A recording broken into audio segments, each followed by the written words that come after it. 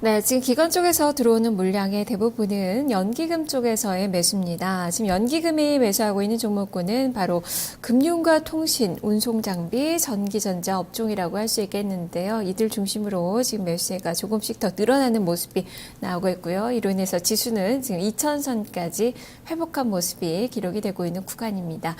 자, 선물 지수는 1.15포인트가 상승한 265.90포인트 선의 움직임입니다. 선물 시장 전략부터 들어보겠습니다.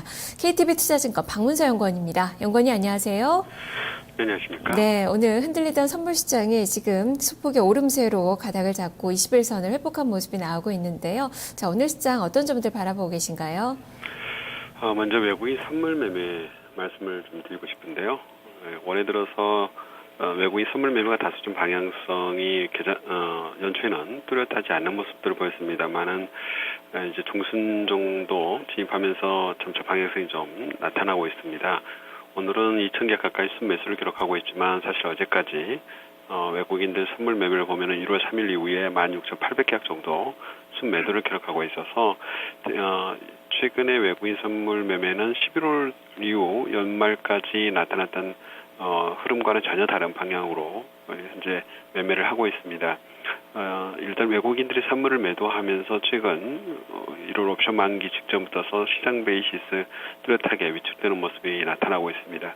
오늘 시장 상황만 놓고 보면 외국인 선물 매수하고 시장 베이시스도 2포인트까지 올라서면서 반등하는 모습들, 그리고 차익거래도 매도이긴 하지만 점차적으로 한시를 넘어서면서 소폭씩 매도 규모를 줄여나가고 있는 부분들을 고려하면 오늘 분위기는 이전과는 좀 많이 다릅니다만은 전체적인 흐름상으로 보면은 외국인 쪽 선물 매매와 시장 베이시스 흐름은 차익장고 청산 가능성을 높이는 쪽으로 움직이고 있다, 이렇게 보시면 되겠고요.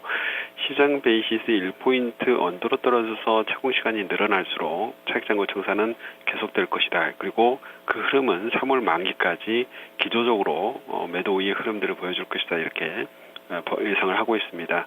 또 하나, 오늘 이제 비차익 쪽의 매수가 비교적 활발하게 1,000억 이상 들어오고 있는데요.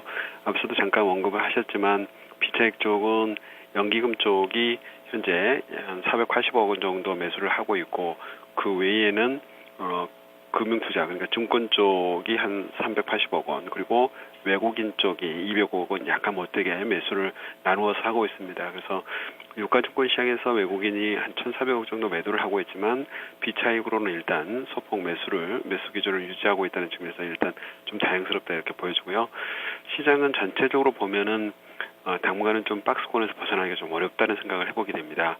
첫 번째는 수급적으로 좀 부담스럽습니다. 앞서 말씀드린 차익장고 청산 가능성들이 높아지고 있는 상태에서 외국인 쪽의 비차익 매수가 최근 급격히 약화되고 오히려 유가증권 시장에서는 매도로 돌아서고 있는 부분들을 들 수 있겠고요. 또 뉴스플로우 쪽이나 재료를 보면은 일단 국내외 기업들의 실적 발표가 본격화되면서 이달 말까지는 주요 기업들의 실적 발표가 잇따른다는 측면에서 시장의 불확실성이 다소 좀 높아질 수 있다는 측면들, 이런 부분도 고려하면 매수 쪽이 다소 좀 위축될 수 있겠다는 생각을 해보게 되고요. 그만큼 지수는 상승폭이 제한되고 오히려 추가적인 약간의 하락 가능성들도 좀 열어놓고 대응해야 되지 않겠냐, 이렇게 보여집니다. 네, 수급적으로는 부담스러운 부분들을 좀 주목을 하고 계시는데요. 그만큼 변동성이 좀 커질 가능성이 높은 그 시점입니다. 오늘은 좀 반등세가 나타나고 있긴 하지만 그렇다면 밑으로의 조금 더 하방의 가능성을 좀 열어두고 매매 전략을 세워봐야 되는 건지 투자 전략도 제시를 해주시죠. 예, 오늘 반등은 뭐 보시는 것 같이 전체적으로 섹터라든가 종목들의 상승들을 유가증권 시장에서 보시더라도 어떤 주도적인 업종이 아직까지는 나타나지 않고 있습니다. 뭐 통신주들이 강세를 보이고 있습니다만 이것은 어떤 실적에 기반한 어떤 단기 상승이고, 통신 쪽이 전체적으로 시가총액 비중이라든가 이런 부분들이 차지하는 부분들이 그렇게 높지 않기 때문에 이쪽을 주목할 수는 없고요. 전체적으로 보면은 아직까지는 두드러지게 어떤 지수를 끌고 갈 만한 섹터가 나타나지 않고 있다는 부분들, 다소 좀 앞서 말씀드린 기술적인 반등 수준으로 현재의 상승을 이해하는 수밖에 없다, 이렇게 보여지고요.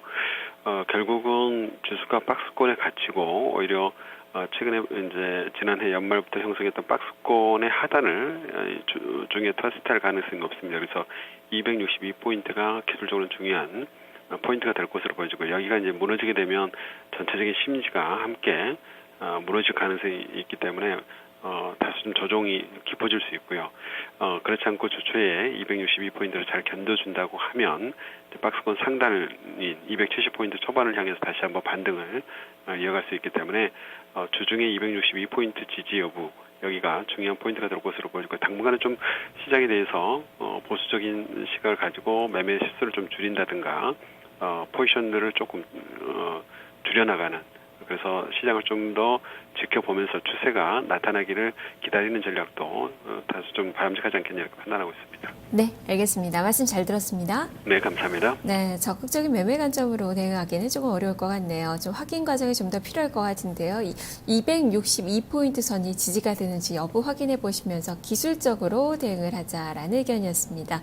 KTV 투자증권 박문서 연구원과 함께했습니다.